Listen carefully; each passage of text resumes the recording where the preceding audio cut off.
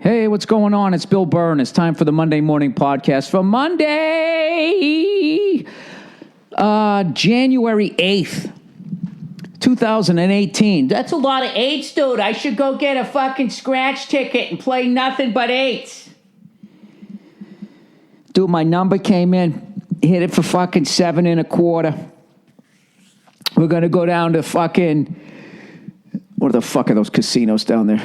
Jesus Christ, I perform at them. Gonna go down to Mohegan Sun, dude. Hit the fucking blackjack table, splitting aces, kid. Whatever, I'm playing with house money. How are you? How was your first weekend of the year?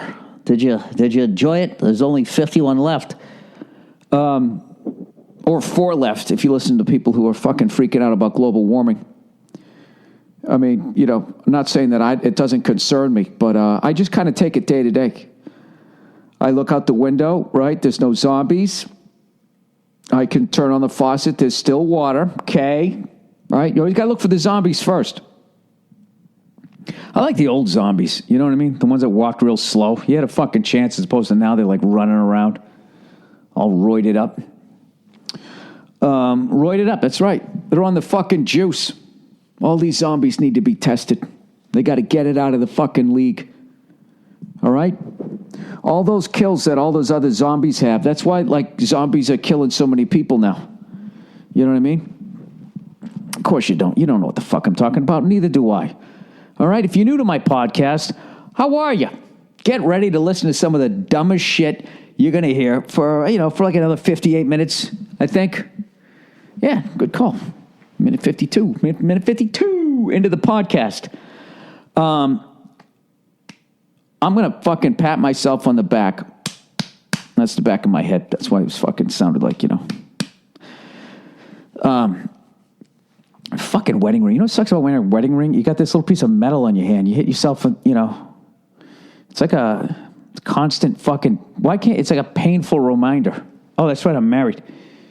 You know, fly goes onto your face, you whack yourself right in the face. You already slapped yourself in the face, and then your wedding ring, like, catches, like, your brow.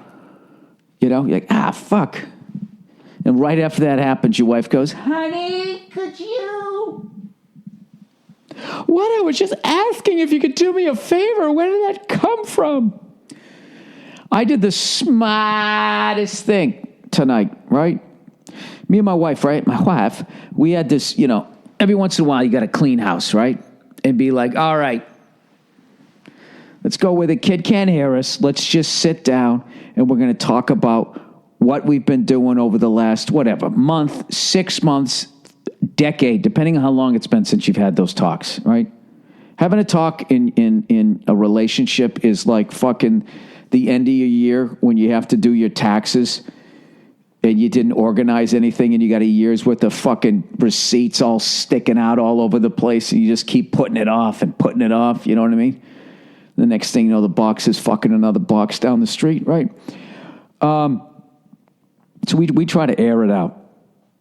So we went out, all right, got some chicken wings, and we just I think we were just going to go out to hang. We knew that we needed to hang out. Like, we got to hang out, right? The kid's taking a lot of us time. We need to go fucking hang out. So we go hang out. And then just all this shit came out, all right? And one of the things that I was doing is I was ruining television for her because I don't shut up when I watch TV. I imitate people. I make fun of them. And when the other person is in the room and they want to watch the show, evidently, it's really annoying. Of course, it's annoying. So, and if she's watching reality TV, like, I never shut up because it's just, I mean, I don't know. So I've been trying not, you know, if she's watching something that we both enjoy, like Ozark, you know, or the Black Mirror. Oh, they all got Boston. They got the R's in there.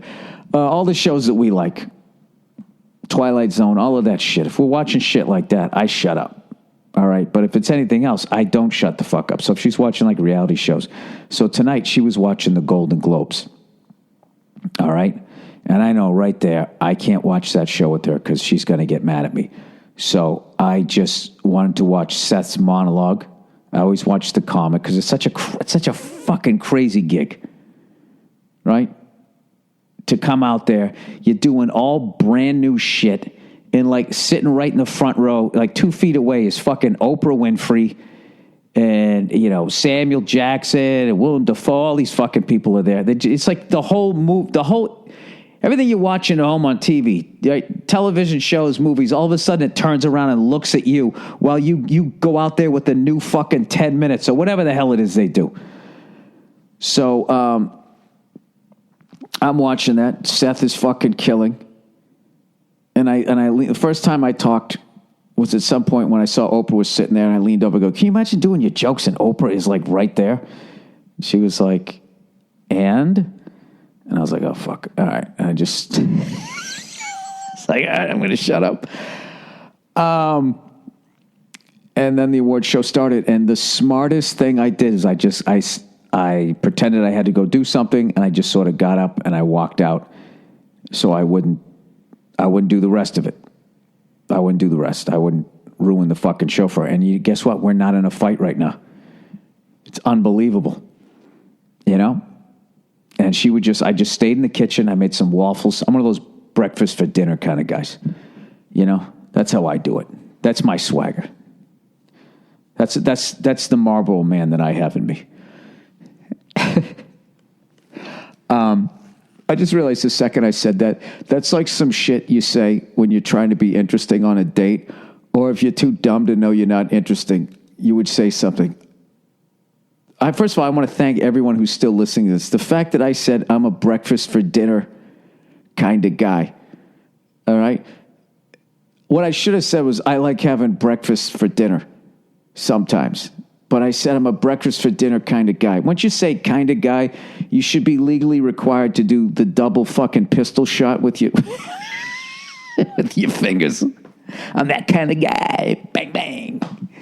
Side of fucking sausage. So I was out there making waffles.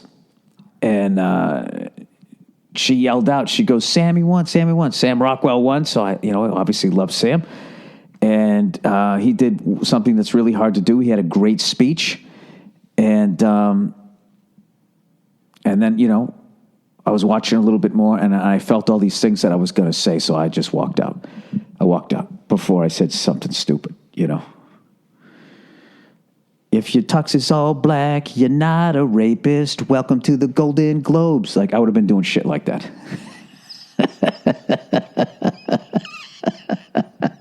Do you realize you could be an absolute fucking monster? Okay, but if you wore an all-black tuxedo, everyone would be looking at you like you were progressive. That's why, I understand why it's done, because it's a show of strength, and everybody's like, yes, this is obviously something that, needs to stop, yada, yada, yada, and a bunch of other obvious shit. But it also creates this thing where you could just walk in and no one's going to fuck with you because you're wearing the right uniform. That's why I don't like all of that political correctness stuff, is because you create a roadmap for people to just get across the river, because they know what to say and what not to say when they're in public, and everybody's like, oh, he said Native American, he said blah, blah, blah, blah, blah, blah. Well, obviously, and he has an all-black tuxedo, he must be a good person. All right? Now, all of this is just shit that no one wants to fucking hear when they're trying to watch. So I ran in, I saw Sam Rockwell. When I heard Carol Burnett was there, I ran in, I saw that. And when I heard Roseanne Barr and John Goodman were on, I ran in and I watched that, And what else? No, I saw something else. I saw Jennifer Aniston. Oh, she was there with Carol Burnett. How fucking great does she look? I'm telling you, man, she does not age at all. Her and fucking Howie Long. I said the exact same. That's kind of weird, right? I said the exact same thing when I saw Howie Long today when I was watching the playoffs. I was like, he fucking looks unbelievable. Guy just does not, he has not lost one hair on top of his head. I haven't been able to have that haircut since I was like 15.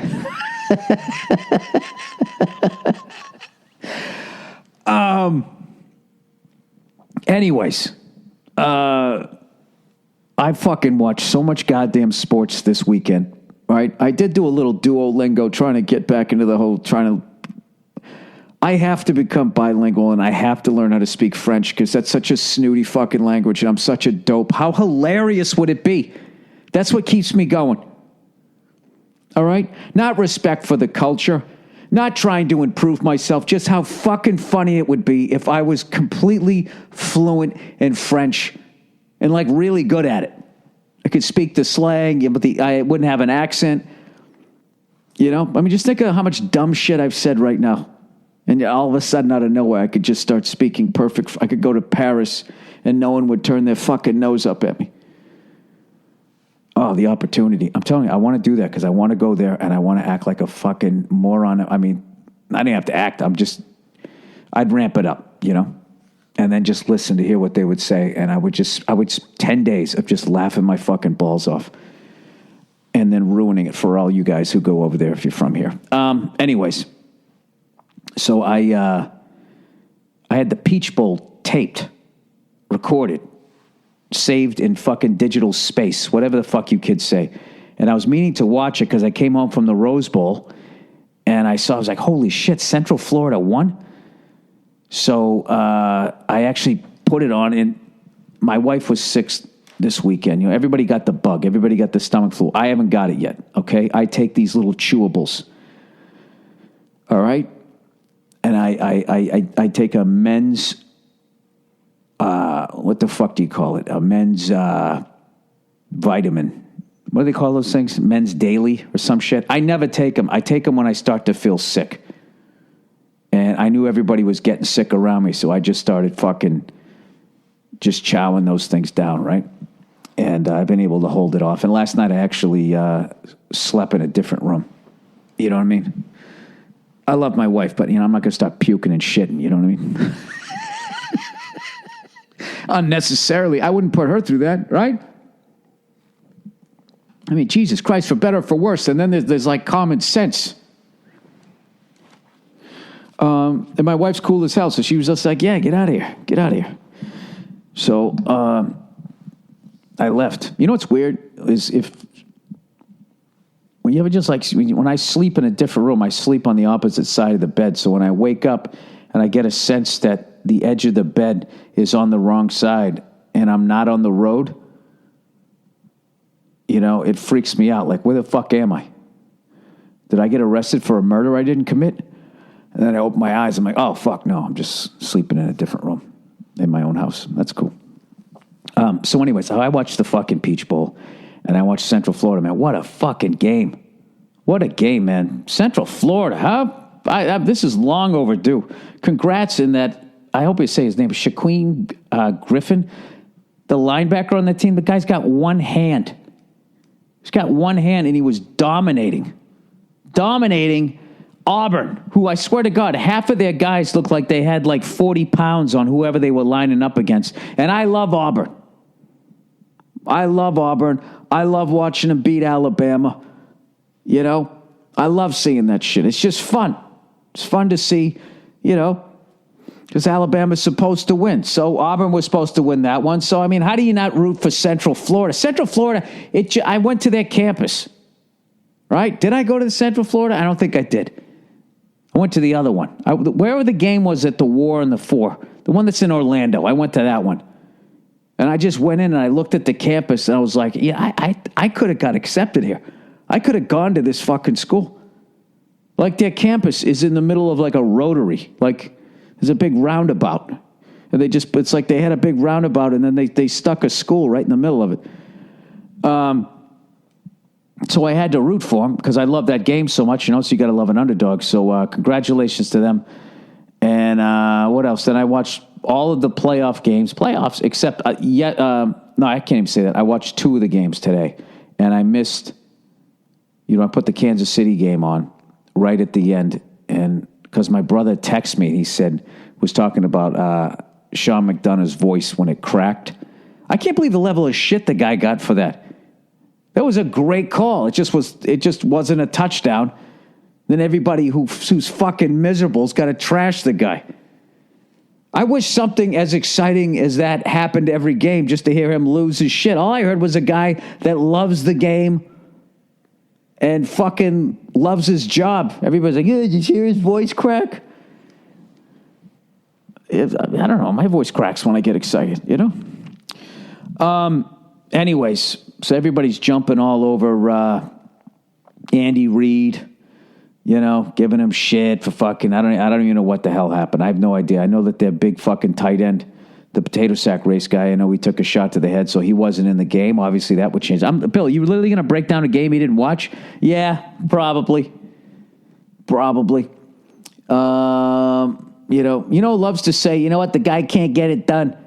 Guy can't get it done. Andy Reid, you know, that guy can't get it done. You know, people love to say that kind of shit. People who can't get it done in their own lives. You know what I mean? Guy can't get it done. Nobody can get it done in Kansas City. Nobody's got it done in Kansas City since fucking Hank Stram. All right? He's gone to a fucking franchise that is a perennial fucking loser. And he came from another one, Philadelphia, that's a perennial fucking loser. All right? Kansas City won a Super Bowl in 1970. The fucking Eagles won in 1960. Anybody can do the Phil Jackson thing and fucking go jump on the goddamn Lakers when they already got Kobe Bryant and Shaq. Andy Reid likes a challenge. I'm going to the most miserable fucking sports city in the world, Philadelphia. He went there before the Phillies won. All right? Well, it was a fucking draw. Well, they'd won in 1980, but you know what I mean. So, in defense of that guy, is everybody shitting all over them like they would have known how to run the clock or whatever the fuck they're giving him shit about. That guy is taking on two huge fucking challenges. The Philadelphia Eagles and the Kansas City Chiefs. All right, so there's my take on it. Having not watched the game. You see that? You see what happens when you find an angle and you just go off on it? It actually sounded for half a second like I knew what I was talking about, right? Actually, you know why I didn't see the game? The real reason I didn't see the game wasn't because my wife was sick. The real reason why is because I was busy looking at game film. I was busy looking at game film, getting ready to, I had to coach some kids out in Buffalo against this team, the Jaguars. If one more person sends me a goddamn photo going, is it me or you look just like this guy? It's like, dude, that joke was made like a year ago. Like, if you guys really want to just fucking annoy me, just keep sending me that. Like, and you got to deliver it like it's the first time.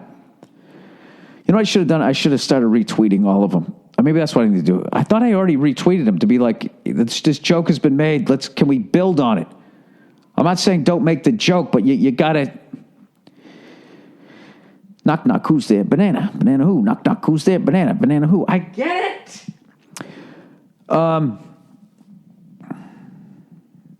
Where the hell am I? All right, Jags beat the fucking Bills. Oh, that's right. I watched that. That's the first game I watched. I missed the Atlanta Falcons playing the Rams. And I think like a lot of people, I forgot that Atlanta won the first 58 minutes of last year's Super Bowl. And then what was great was they completely fucked up their regular season to the point nobody was talking about them. But they made the playoffs, so now playoffs. So now everybody's 0-0 to start. And they got all that experience from last year, right? I don't know. Who the fuck do they play next week? They go to Philly. And Philly was all lined up to go. And what happens? Carson Wentz gets his fucking knee fucked up for the rest of the season because it's Philly.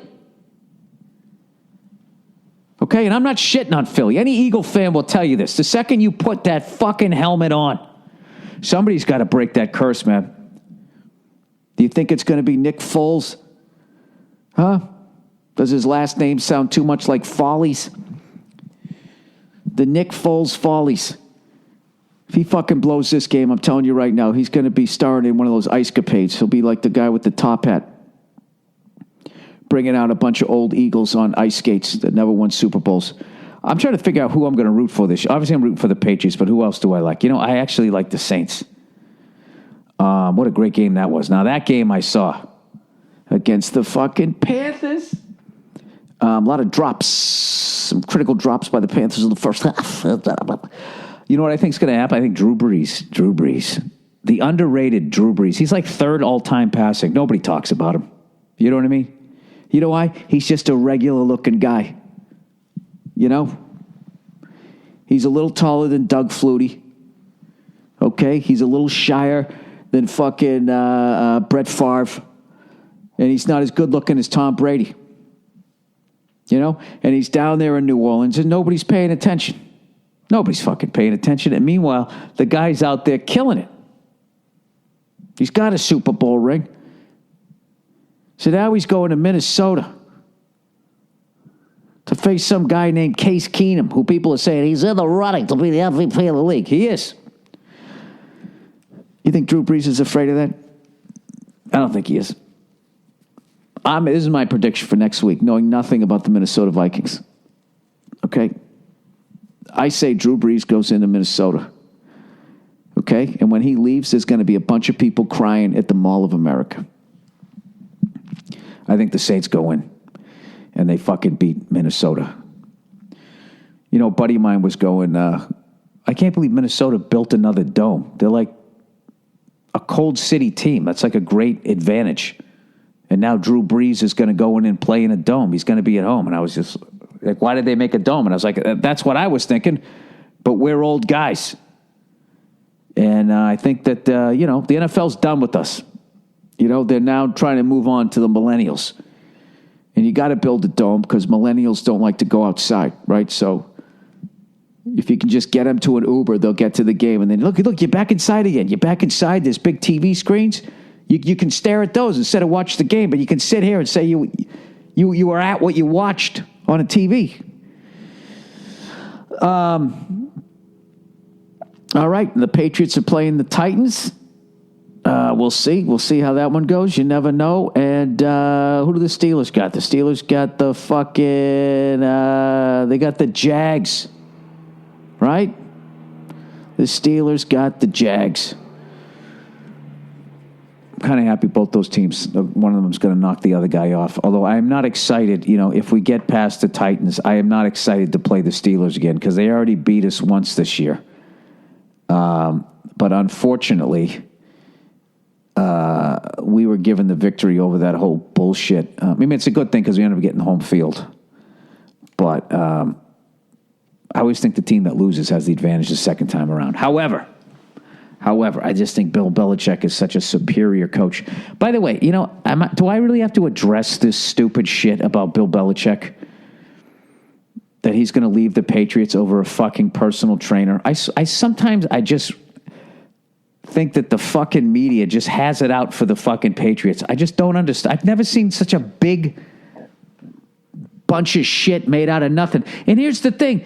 If he's fucking going back, if Belichick ever went back to the Giants, who gives a fuck? He's not ours.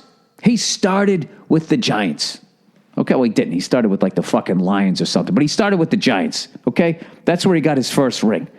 Then he went over to the goddamn Jets, right? The man goes over to the fucking Jets, and he went to Cleveland before that, and they fired him. Typical Cleveland move. He goes over to the Jets. He was going to be the Jets coach. It was right there. And then he just wanted to get out from underneath Bill Parcells, and he left. So it wouldn't be a defection out of Boston. It would be a return home. We fucking stole that guy in 1999. We've gone to 7 Super Bowls. Won 5. Maybe that's why we never beat the Giants. That was the football gods going, Bill, you never should have left. Actually, he should have left. You know what I mean?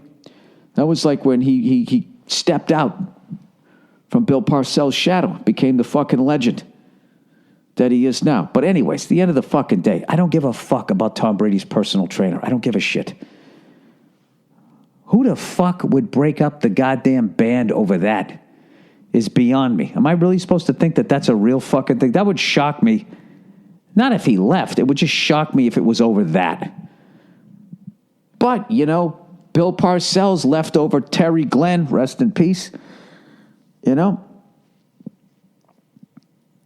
I'll never quite forgive that guy for telling the fucking team that he wasn't coming back the next year before we played the Packers in the Super Bowl.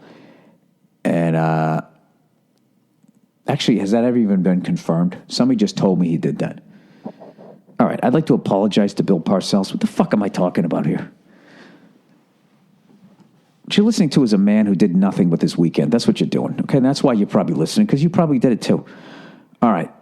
Here's one of the douchiest things. I haven't done it yet, but I'm going to do it. And I feel like I have to admit to it before I do it, okay? Anybody in Ireland? Wait, I got to make sure that's the right country. Who makes shepherd's pie? You know what I mean? There's like all those fucking pies over there. And I love all of them because I got all that blood in me. English, Irish, Scottish. So any sort of any of those fucking meat pies, I like that shit. All right, shepherd's pie. Origin. Shepherd's pie was invented by Seamus O'Shepherd. Shepherd's pie or cottage pie is a meat pie, place of origin, the United Kingdom. Oh, all right. Because there's no sheep in Ireland? Is that what it is? I always forget. And then Ireland, they make a different one, right? Shepherd's pie, or cottage pie, the dish. History. This is going to be boring as shit. In early cookbooks, the dish was a means of using leftover roasted meat of any kind, and the pie dish was lined with mashed potatoes, as well as having a mashed potato crust on top. So they built a wall around it back then. Where did it come from? You like that? I can't find it, so I just yelled at my computer. I don't give a fuck. You know, that's it right there. That's why I didn't do well in school. I look it up, and I got that clock in my head like a quarterback. You know, I got the clock before I just throw it out of bounds. I don't care now. Now I'm not going to learn it. I'll fucking make it up on the next question. And that's why I got like a 390 combined on my SATs. I did. And I took a prep course, and I studied. Did I break? I don't think I broke 400. I know what every dude is. Oh, dude, they give you like 350. I know. Anyways, I'm going to make a shepherd's pie with cauliflower mashed potatoes. I just have to pause here as everybody's going, no. Yeah, because this gluten-free diet that I'm doing, I'm kind of half-assed doing it, but just half-assed doing it, I don't have to work out. It's fucking great. I'm telling you, man, if you lay off the gluten, I remember thinking, what the fuck is gluten? And then they told me everything that it's in, and I'm like, oh, so like all the good foods, all the foods I love, I've just been laying off the old gluten there. Gluten-free. If you ever saw my flat ass, you'd be surprised. Oh, sorry, bad joke. Yeah, so I'm going to make it with cauliflower because I'm not allowed to eat potatoes. I'm sorry, people. I've been out here too long. You know? I've been 10 years out here in Hollywood, and now I've become a gluten-free douche. I'm not really, because I got these brioche buns that I bought for the hot dogs at the Rose Bowl, and it was the only thing I fucked up. I forgot to not only bring hot dogs, I forgot to buy them. So I have all of these brioche buns. It's like, I'm not going to throw them out, so I went out and bought some hot dogs. So I'm kind of full of sodium and gluten at this point. Anyways, so I'm going to make shepherd's pie with mashed potatoes, and I'm not putting this. Well, it's one recipe I saw, they had corn in it. I was like, why would you do that? It's all about the peas. You got the lamb in there, right? You got a little bit of onion, mince that up. A couple other fucking salt and pepper, whatever else you put in there, and then you get the peas. Fucking corn. It's an imposter. It doesn't have the guts of a pea. That's why it's yellow. It's a little yellow fucking cowardly fucking... Is it a vegetable? It's not a fruit, is it? I don't know. So that's what I'm going to do. I'm making a shepherd's pie with fucking mashed potatoes. Cauliflower mashed potatoes. I actually really like cauliflower mashed potatoes. I don't like cauliflower, but if you're going to throw a bunch of butter on it, I mean, how's it not going to taste good? You know? The only thing I really don't like is that fucking... what is that shit they were putting in everything for a while? What the fuck? It was it beginning with a T, didn't it? Truffle oil. Ugh. I remember one time we went out and there was mashed potatoes and they had truffle oil in it. No, I'm sorry. Had macaroni and cheese, and they put truffle oil in it. Why would you do that? You don't need to. It's pasta with cheese. Fuck off. You know? Truffle oil for a while was like the fucking Hare Krishna of ingredients. You know? Tell them we don't want any. Fuck out of here.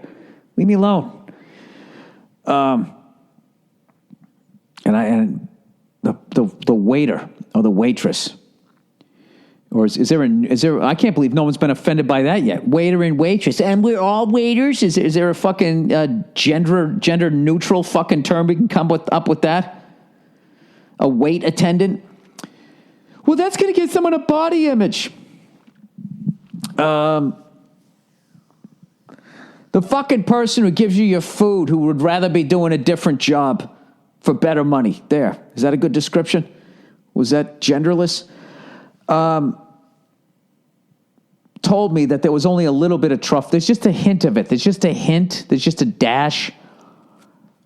And I was like, all right. And I ordered it. And it sucked. Truffle oil overpowers every fucking thing. It's like a comic that's on off stage. Like a fucking lampshade over its goddamn head. I hate truffle oil. I don't even know what it is. Should I look that up and fucking... Isn't it from like a mushroom or something? Truffle oil. This is why the internet makes people less funny. Because back in the day, you just had no idea and you just guessed. And then there was always somebody in the room with a big enough fucking ego to just definitively give you an answer, even though they didn't know. Truffle oil is a modern culinary ingredient used to impart the flavor and aroma of truffles to a dish. All right, now we're looking up truffles. A truffle is a fruiting body of subterranean escumset fungus. The fuck is that? All right, now I'm looking up escumset. A scumset is a division or a phylum of the kingdom of fungi. All right, what's a phylum? In biology, a phylum is a level of classification or a taxonomic rank. In biological classification, a taxonomical rank. See what I'm saying? This is why I don't look up shit. I'm too dumb to understand the fucking definition. It just keeps going. It's like a Hummel. By the time you get down it, you don't even know what the fuck you were asking the question. It's like you ever go on I can't say that. You know what I mean? Some of these streaming sites, right? And you're fucking, I'm going to watch that. Oh, wait, I'll watch that. Now watch that. What was that other thing I was going to watch? All right. Anyways, why don't I read a little bit of advertising, shall I? Shall I? Read a little bit of advertising. Oh, look who's back. Indochino. Talk about how every man looks better in his suit. Yes, they do, especially if it's an all-black suit at the Golden Globes. So we know that you're progressive. Okay? We know that you're a progressive person. You're not wearing that suit to hopefully ward off any investigation on yourself. All right. Indochino is the largest custom apparel company. They make suits and shirts. I know those words in French. Costume, chemise, made to your exact measurements for a great fit. Guys love the wide selection of high-quality fabrics and the option to personalize all the details, including the lapel, jacket lining, monogram, and much more. That's actually cool. You can customize it. All right. Here's how it works. Pick your fabric, choose your customizations, submit your measurements, place your order, and wait for it to arrive in 3 weeks or less. Is it any wonder why people are so fat now? This is incredible. You can back in the day, if you wanted to have something made, you had to go down and talk to Jimmy the Gent, and he'd be like, yeah, keep going. It's right there. It's right there. It's okay, Jimmy. I'm going to leave. You almost got whacked trying to get your own personal. These fucking millennials, they don't have to work for anything. You can shop online at Indochino.com or visit any of their showrooms across North America. This week, my listeners can get any premium Indochino suit for just $359. A custom suit, people, for $359 at Indochino.com when entering Burr at the checkout. That's INDOCHINO. Indo. Like Indonesia or Indu. Go in that door. What do you want to do? INDO. I always assume people are just as dumb as me. And then you know how to spell China? Take off the A and put on an O. Indochino. Fuck am I? That's over 50% off the regular price for a premium made-to-measure suit. Plus shipping is absolutely fucking free. That's Indochino.com. Promo code Burr for any premium suit for just $359 plus shipping. Even if you're the size of Andy Reid. Oh, didn't he get enough shit? Getting a big red suit. You know, with the game clock on the lapel. All right, ZipRecruiter. Oh, look who's back. Gold Zip. Recruiter. ZipRecruiter. Post your job to over 100 of the web's leading job boards with just one click. Oh, that's awesome. Then ZipRecruiter actually looks for the most qualified candidates and invites them to apply. They're doing everything.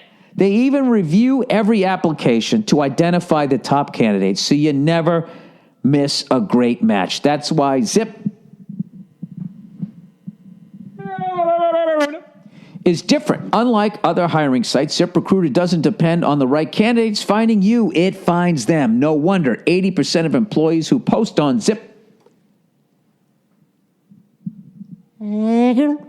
get a quality candidate through the site in just one day. ZipRecruiter, the smart way to hire. Find out today why Zip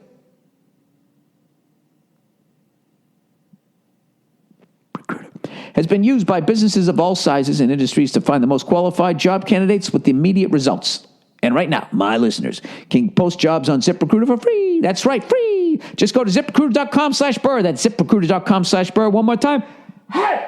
Zip.com/Burr.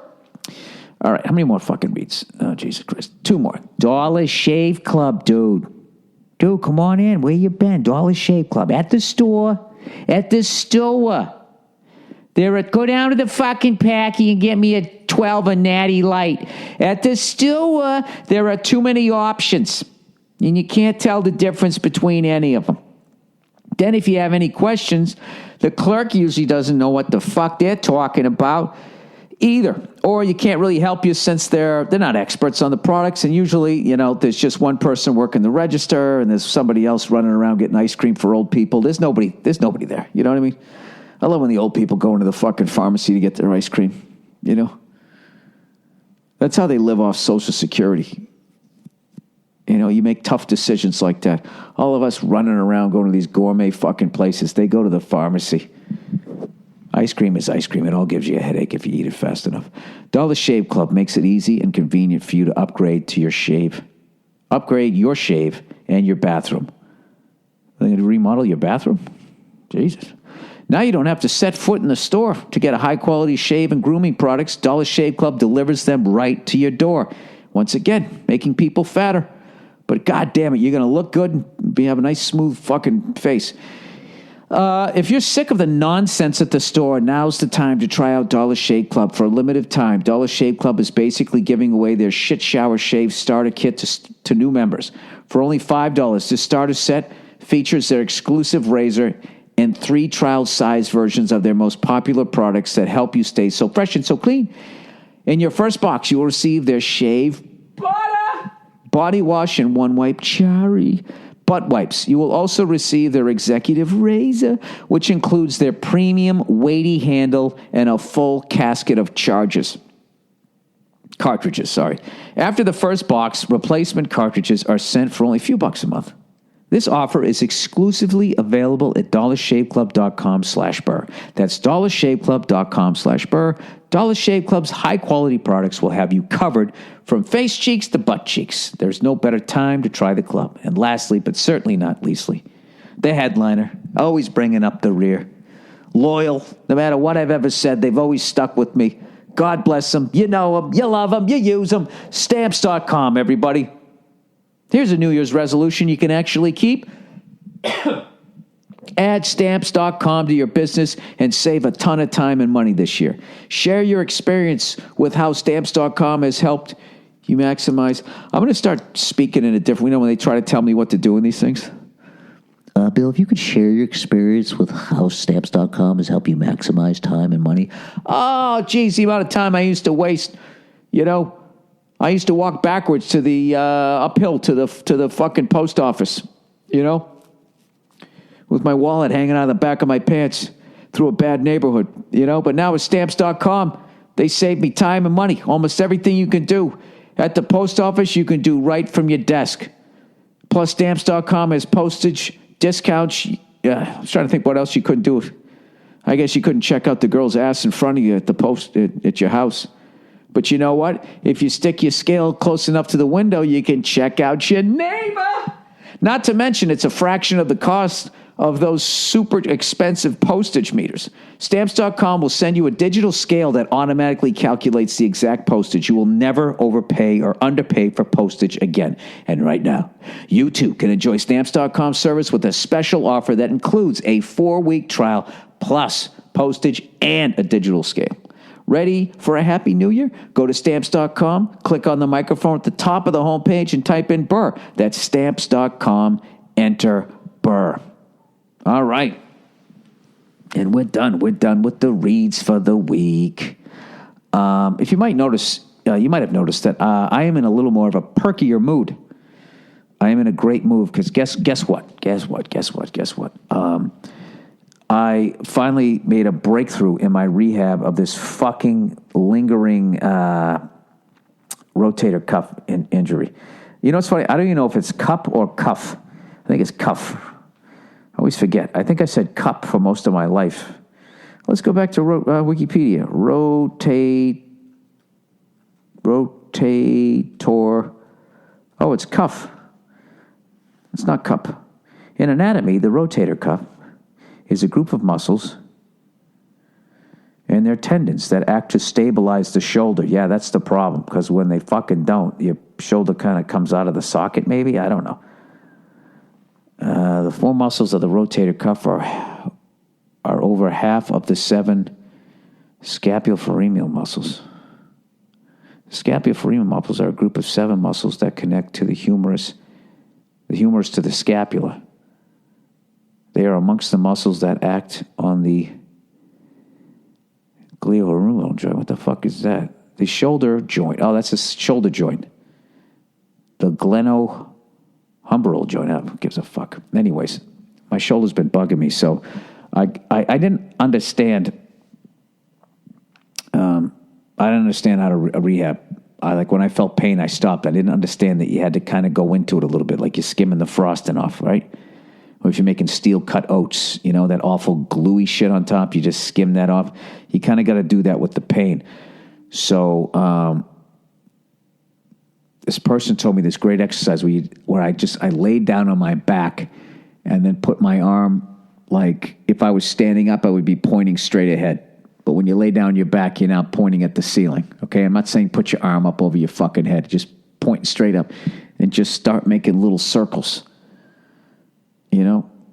A bunch clockwise, a bunch counterclockwise, and then you just gradually increase slowly as shit the circumference of them. And when you start to feel the top layer of pain, that's where you stop. But when I was going, how I've been doing it, when I go around into the circle, is I kind of stay at an acceptable level of confronting the pain. And I swear to God, I've been doing that for since Thursday.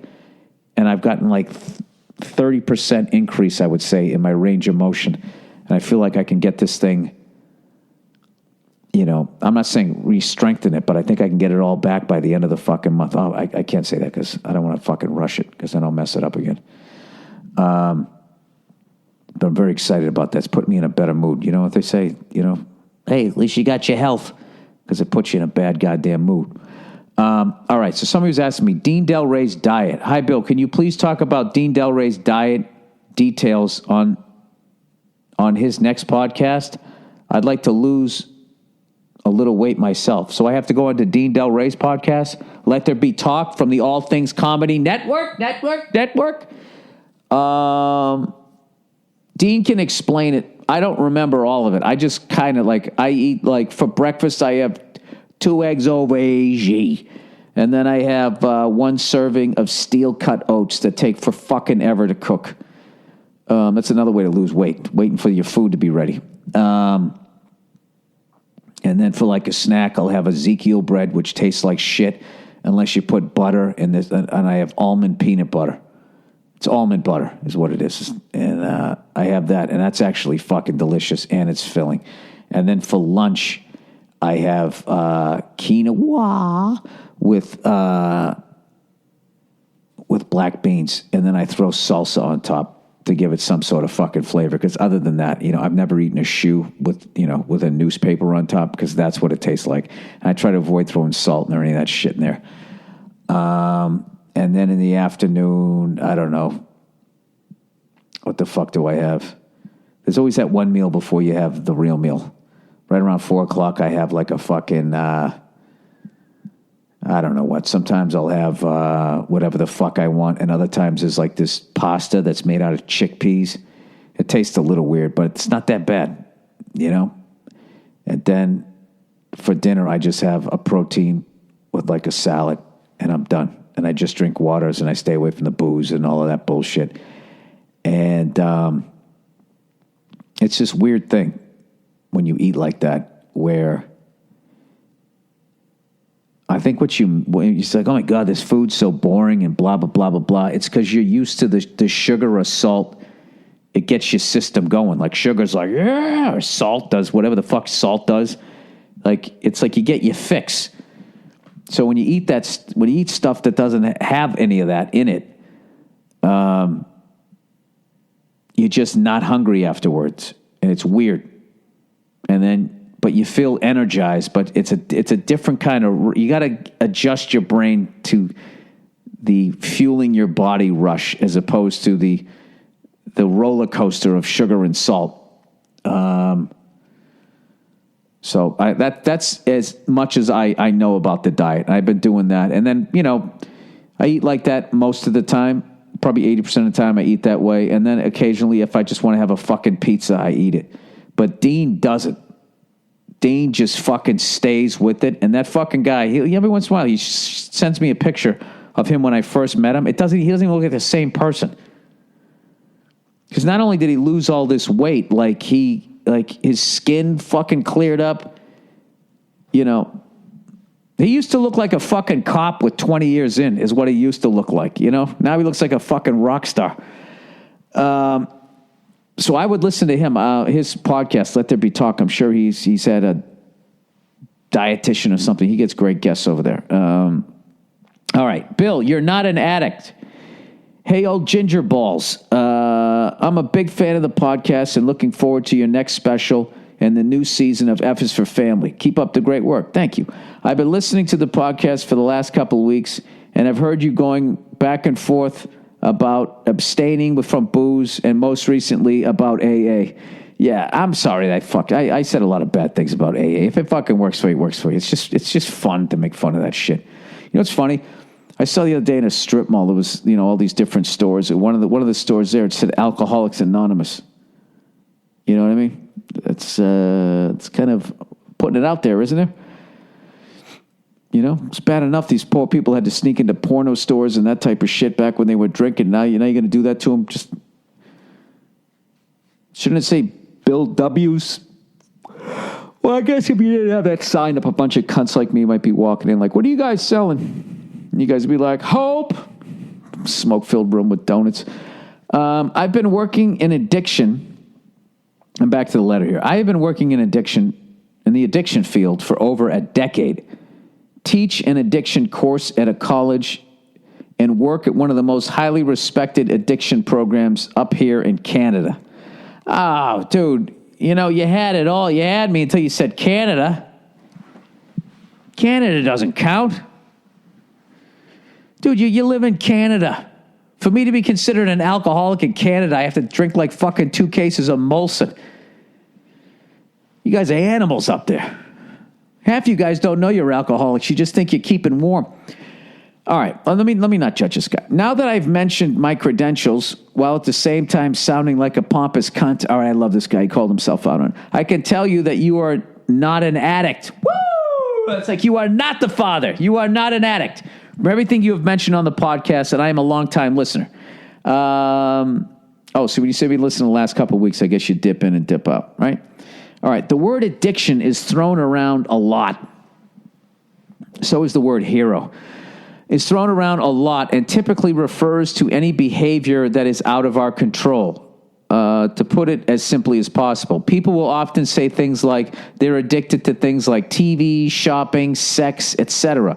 People also use the word to explain withdrawal symptoms of a substance or behavior, i.e., I must be addicted to coffee because I get headaches in the morning if I don't get a cup. However, experiencing enjoyment or withdrawal symptoms does not mean that someone has an addiction. Can we just kind of stop here and say this is one of the best written fucking letters in a while? I apologize that my level of intellect is reading it, but I think you guys can hear that this person seems to know what he's talking about. Or she. Or it. Or her, who used to be him. Did I cover everything? However, in the addiction field, there is a way to tell if someone has an addiction. We call them the 4 C's of addiction. Cash, cunts, cauliflower, and I don't know, I ran up. And the Chargers, LA Chargers. Okay, if you have persistent cravings for drugs, alcohol, if you have lost control over how much and how frequently you use, if you continue to use despite consequences, i.e. legal issues, job loss, children taken away, and if you feel a compulsion to use, i.e. always feeling like you need a drug or alcohol, there's a bunch of weed smokers going, alcohol is a drug, then you can begin to think you have an addiction. Knowing what I know about from you on the podcast, I'm not going to pretend to know you personally. I have never heard you mention any significant consequences around booze, other than your DUI when you were young. And you have control of booze since you can have a full bar in the house and not drink it, and abstain for long periods at a time from booze. The bar in the home also means you don't have a compulsion to drink. People that struggle with significant alcoholism cannot have booze just sitting around their place without drinking it. It's fucking funny to me. I don't know why. Like, they're just sitting there seeing at the corner of their eye and they're like sweating. It's fucking looking at me, man. You like that black dude in Predator shaving your head? I see you over there in that bar. I don't believe you have an addiction, and you don't need to go to AA. For me, he wrote it all in capitals. You're just some cunt that likes to booze, whose job and lifestyle allows for it. Dude, you're going to talk me into drinking tonight. If you ever feel like you do need some serious help, go see a professional instead of some sorry sap bleeding his heart out in a church basement in front of a group of strangers.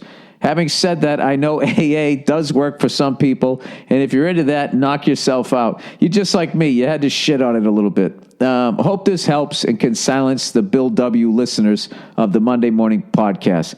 Best of luck in the new year, and all the best to Nia and your lovely daughter, and go fuck yourself. Wow, I might have to fucking download that, whatever, print it out and frame it at framers.net, whatever the fuck those people are. Framebridge. I got to use those guys for that. Wow, that was awesome. That made me feel better about myself. Am I going to drink now? No, I got to go do a set tonight. All right, chef not making enough money. That was really informative, by the way. I definitely went through periods where I was craving it, and didn't want to drink. And then I was just like, this is what I do. And I would just go over and I just, but it felt more like a diet thing. Like late at night, just fucking eat well. Don't go out and go make a fucking grilled cheese sandwich and then you just go out and do it. But when that first fucking night when you don't do it, then I can stop. So, yeah, I don't think I am.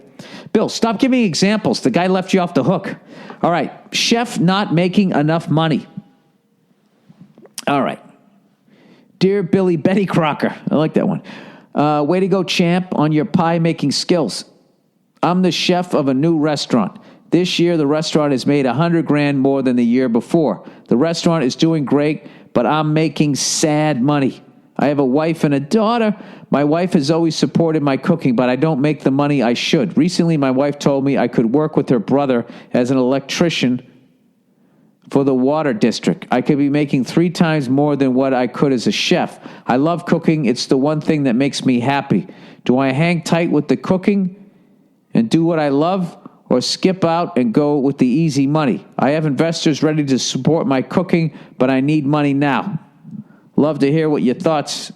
Oh, Jesus, dude, this is a huge fucking decision. How much do you love cooking? Is this your dream? Is this what you want to do?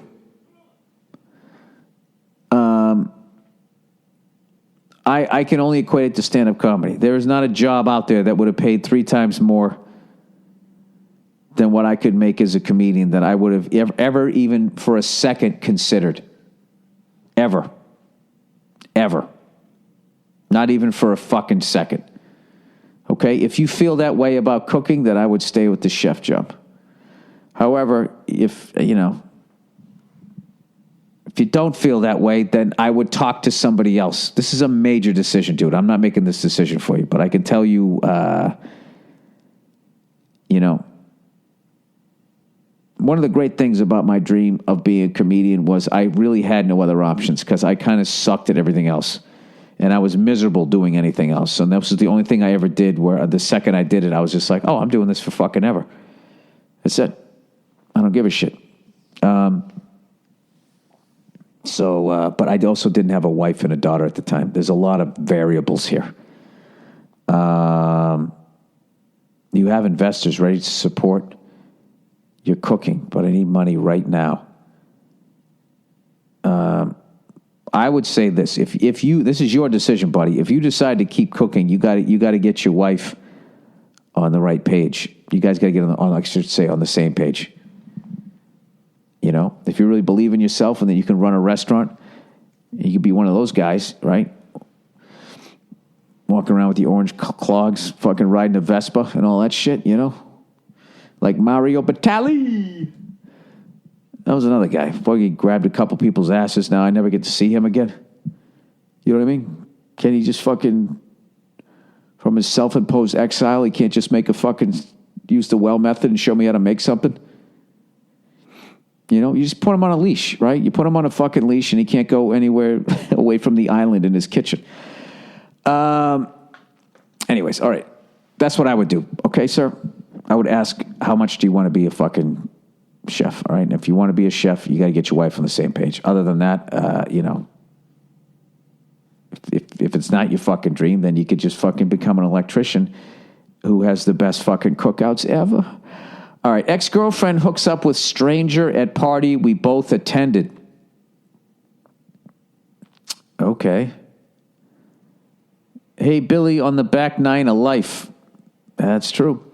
My girlfriend and I broke up about 4 months ago after an 11-year relationship. Wow. Sorry to hear that. We share a lot of the same friends, and I knew we would see each other at a friend's New Year's party. 2 days before the party, my ex hit me up and asked to get a drink and clear the air before seeing each other for the first time since the breakup. We had an awesome time, and we ended up going out again the next night and had an even better time. She then asked if I wanted to share a cab to and from the New Year's party. I agreed. Well, at the party, she met a guy, and they were all over each other the entire night. Oh, God. She ended up ditching me and going home with him at the end of the night. I have hooked up with a few people since the breakup, but never in front of my ex.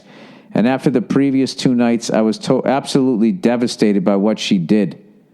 I would love any advice or insight. Thanks, and go fuck yourself. Well, it really seemed like, unless she was completely shit-faced, that really seemed a little calculated. And that right there, sir, your story right there is why I avoided staying in contact with ex-girlfriends. Not saying they were all bad, but I had a girlfriend like that, an ex. And they have like this sixth sense right as you're starting to get past and over them, they just feel it, they call you up, and they just fuck your head up all over again. Here's one for you, dude. What kind of a person would do that? Huh? The kind of person that you don't want to put your seed in. Just know that could have been the mother of your fucking children. You dodged a bullet. Congratulations, sir. Congratulations, okay? And I'm willing to bet that unless she completely fucks up her life, you will not hear from her again. Or you will hear from her because she is a sadistic person and wants to hear your reaction. She wants to hear the pain and get off on it while she goes like, well, I didn't think there'd be a problem because we were broken up. So I don't know why you're putting this on me, okay? I thought we had a nice time. We were adults. And the whole time she's just getting off on the fact that you still give a fuck. So, dude, you dodged a major fucking bullet. I mean, I would never do that to somebody. I would never. I wouldn't do that. Like if, I wouldn't do that now. I've been with Nia forever. If I saw an ex-girlfriend, I would never fucking...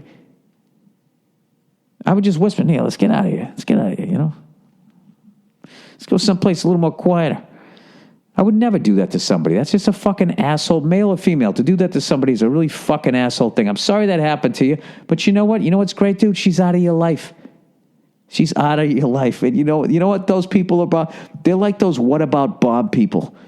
Remember the beginning of What About Bob? The therapist gets Bill Murray's character away from him, dumps him in fucking Dreyfus's lap. That's what she's the fucking female version. Those What About Bob people, if you can ever dump them off on other people, it's fucking tremendous. And she did it to herself. And this is what you do. Anytime you ever see her after that, just big smile on your face. Big smile on your face. Hey, how you doing? Hey, are you mad? No, we broken up. Good for you. Have the time of your life. All right. Nice seeing you. Leave. All right. And now's a great time, dude, to fucking expand your horizon, find new friends, indulge in a fucking hobby, travel, get yourself in great shape, go to the gym. It's time to you fucking work on you, and that person is in the rear view fucking mirror. You know what? All she did was give you a great fucking story to tell the love of your life, because that chick ain't it, all right? Enjoy your 2018. You're a free man. All right, this girl is killing me, man. All right, dear Billy Bighead. Oh, shit. You guys are real accurate this week. Back nine, big head. I mean, what? I'm fucking on the ropes here. Somebody throw in the towel. I am a sophomore in high school, but I've been listening to your podcast for a year now. I need some advice. Oh, Jesus Christ. This is fucking scary. I hope you need some fucking regular advice. All right. I need some advice on how to handle this girl. Hey, Nia, you out there? Nia? You wanna give this kid some advice? Oh, that's right. You're sick. Yeah. Okay, sorry. I just want to know if you want me to tell her not to come tonight. Hang on, let me hit pause here. Hang on. All right, I'm back. Jesus Christ, she's still sick. I'm sleeping upstairs again tonight. All right. Sophomore in high school, and I need some advice on how to handle this girl. I dated her for about 9 months last year. A lot of heartache this week, and learned a lot. The problem is that this girl is really immature, and I cannot have a conversation with her without her arguing. Sorry, I picked this up. Without her arguing with me or over something not important. Oh, dude, you're a son. Who gives a shit? Fucking move on to the next one. For example, towards the end of my relationship with her, she gave me the silent treatment for multiple days because I told her I didn't like Australia. She constantly insulted me, called me dumb, and told me I was a terrible brother. Are you dating your sister? Or she just observed your family? What state did this come from? And did crazy things like this throughout our relationship. She's one of those girls who thinks that she always gets to be right, and I am not about that life, he says. When she broke up with me, it was this whole scene. Well, dude, it sounds like you dodged a bullet here. What dating is all about is meeting what you don't want, and then you figure that out, and then you finally fucking meet the right person. You're fucking young as shit. What's the problem here? I got very close with her family, and, well, so you're a good guy. And when we broke up, her 7-year-old sister sobbed. Jesus Christ. Her mom even went to the extent to call me on the phone to tell me I was a great boyfriend and wish that me and her could possibly work things out in the future. Her family adores me to this day due to the fact that I really played up the whole nice guy thing. Oh, what, are you really an asshole? This is where things get even worse. She constantly leads me on, and I fall for it. Yeah, that's what being young's all about. And at a town fair, she hung out with me all weekend. We were very flirty, and she heavily led me on, but when I asked her out, she said she wasn't ready. All right, dude. This, once again, if you listen to the last one, this is why you do not stay in contact with ex-girlfriends. Okay? She doesn't want you to meet someone else until she's met somebody. Or I don't know what the fuck they think. I just know you gotta walk. You gotta walk, all right? The same thing happened a few months later. I have left her alone for the past few months, only talking to her once every 3 weeks, and every time she ends up being mad at me for some dumb reason. An hour ago, she was mad at me for not roasting her and called me pathetic. Roasting her? I'm trying to figure out where the fuck you live. You got a little fair, a town fair, and then you guys also have roasts? I don't know what this is. All right. She apologized all the time for her action, but continues to do the same thing. Should I not even talk to her, or should I forgive her because she's just immature and can't handle her feelings? Any advice would be appreciated, especially if you get the lovely Nia to answer as well. Hope the family's doing great, and go drink a beer. It's hilarious. Yeah, I would just have a conversation. I would just say, listen, I don't enjoy talking to you because you always get mad and you yell at me. We are broken up, and I don't think it's healthy for us to continue talking to one another. However, when I see you, I don't want it to be weird. So is there a way that you in a nice way could just fuck off and let me get on with my life? But if I see you, we could just walk by, we could raise eyebrows, and acknowledge that we saw each other. Maybe we could high five and not saying anything. And then if she flips out, who gives a fuck? Who gives a fuck? I mean, it just doesn't sound like... Here's a question for you. Since you broke up, has it ever ended well? Any interaction you've had with her, okay? If the answer is no, then you got to stop interacting with her. But it seems like it's such a small town. I'm judging you because you went to a fair, okay? So in my world, you brought your prize pig down there, and I don't know what the fuck happened after that. All right? I would say, yeah, I would just... I imagine plenty of other women, what's the proper word at that age? Chicks you fucking go to school with? There's really no middle world, right? Girls. You're not a girl at that point. You're a fucking teenager. I'm not going on Wikipedia again. I don't know what the fucking word is, okay? There's plenty of other fucking chicks you could be hanging out with. All right? That's it. And here's the thing. Here's a tip for you. When you fucking hang out with them, don't talk about your old relationship or about some other fucking woman. They don't want to hear it. Just go have a beer with one of your buddies out in the woods, however the fuck you do it. Just be like, yeah, I don't encourage underage drinking. Whatever the fuck it is you guys do. That's when you vent.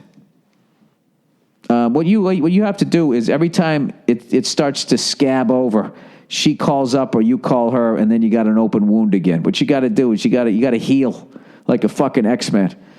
And then the next time you see her, and I guarantee if you don't give a fuck, she's going to fucking be all over you and want to hook up. And this is what you have to do. You got to not do it. And then watch how quickly all that flirty turns into fucking anger. And then she's going to yell at you and then just keep you cool and be like, this is why I don't hang out with you. Because you're fucking crazy. Something like that. And I would also ask some more adults who actually know the people involved in this story, including yourself. Okay?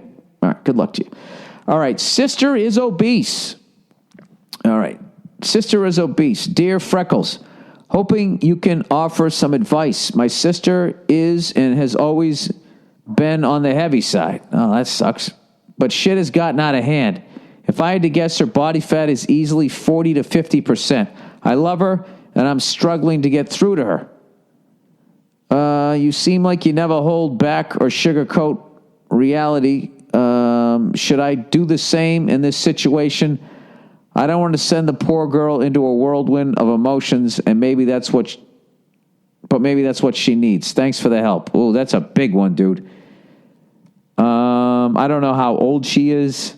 I don't know. I don't know her. Yeah, how do you tell your sister she's fat? Let me just improv a couple scenarios here. Hey, sis, how you doing? Did I mention you're overweight? That's too blunt. What has 4 limbs and needs to lose 80 pounds? It's not good to joke about. I don't know how you do it. Because I don't know how fragile she is, and I wouldn't want her to go more in that direction, because nobody wants to. Is there a way that you can just start cooking a little more healthy around the house and introduce her or to some stuff, or maybe get her to start working out with you, maybe just go for a walk or something like that? Maybe you just sit down and you have a great talk with her and find out what's going on with her, and you don't bring up her weight. Maybe you work on your relationship with her, and then she opens up, and maybe there's some sort of pain that's causing her to eat like that. I mean, that's like a psychological thing sometimes, from what I've heard on shows that I've seen where people actually know what they're talking about. So maybe you need to get I don't know what your relationship is, but maybe if she feels comfortable opening up to you, just ask her what's going on with her, how's she doing, how's she feeling, blah, blah, blah, blah, blah. And if she, there's something going on with her, maybe she lets that out, and then maybe she brings it up. And I hate how I look. And then you could be like, well, let's do something about it. Maybe I would try that way. But I don't think I would bring up that she's fat. I wouldn't do that. As much as I made those jokes. But this podcast is supposed to be funny, and it's supposed to be fucking ridiculous. So I had to do a couple. All right? What do you want from me? I'm bald with a big head, and I'm on the other side of the fucking golf course. It's where I'm at. All right. That's the podcast. People, if you enjoy this podcast and you'd like to donate, but not without spending a fucking dime, just go to my website, billburr.com, click on the podcast page, and just click on the Amazon link. Go on Amazon and buy something you don't really fucking need. It's not going to cost you any money, and I'll get a little bit of credit for driving traffic their way, and they'll be like, Bill, here's a couple of bucks. That's it. All right, everybody, I'm going to go drink my face off because I'm not an alcoholic. No, I'm going to go do a set. I'm going to go do a set because I'm going to be at Cobb's Comedy Club next Saturday night after I do Kevin Pollak's show. He's going to be interviewing me or whatever. So it's going to be fun. I love that guy. So I do anything for him, including going up to San Francisco to hang out with him, doing a show. All right, that's it, everybody. Belching here. I'll check in on you on Thursday. Go fuck yourselves and have a wonderful couple of days.